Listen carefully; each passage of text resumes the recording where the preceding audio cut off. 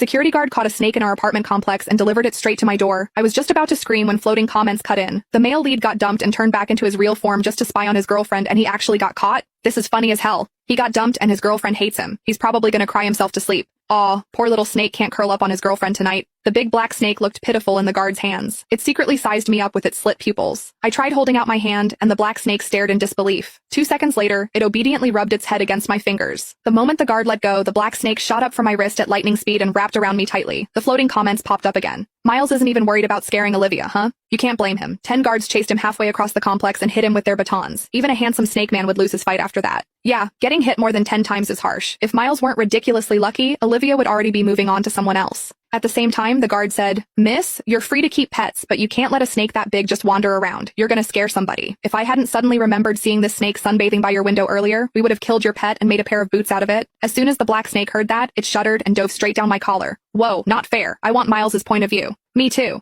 Talk about turning disaster into a win. Miles seriously lucked out. I tried to soothe the snake tucked against my chest, then hurried to grab the watermelon I had just bought and handed it to the guard.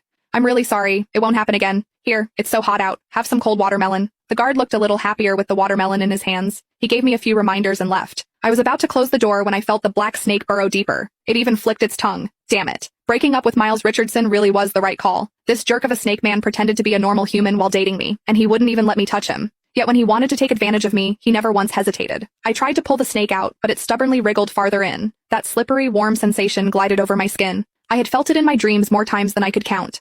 Now, I seriously suspected those weren't dreams. The black snake refused to come out.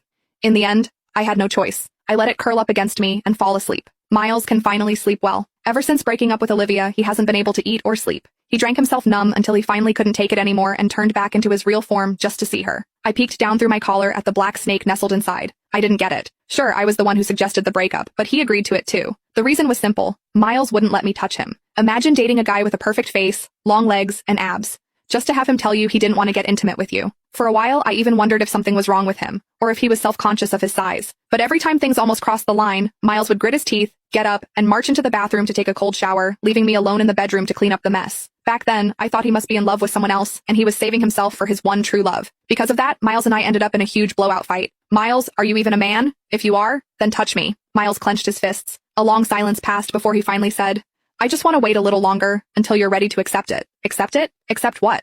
What was there to hesitate about? I might be a little old-fashioned, but Miles and I had been together for 4 years. We were already talking about getting married. I didn't care if some things happened sooner than planned. I tried to stay calm and told Miles, "I want this. Whatever it is, I accept it." But Miles just held his head and crouched.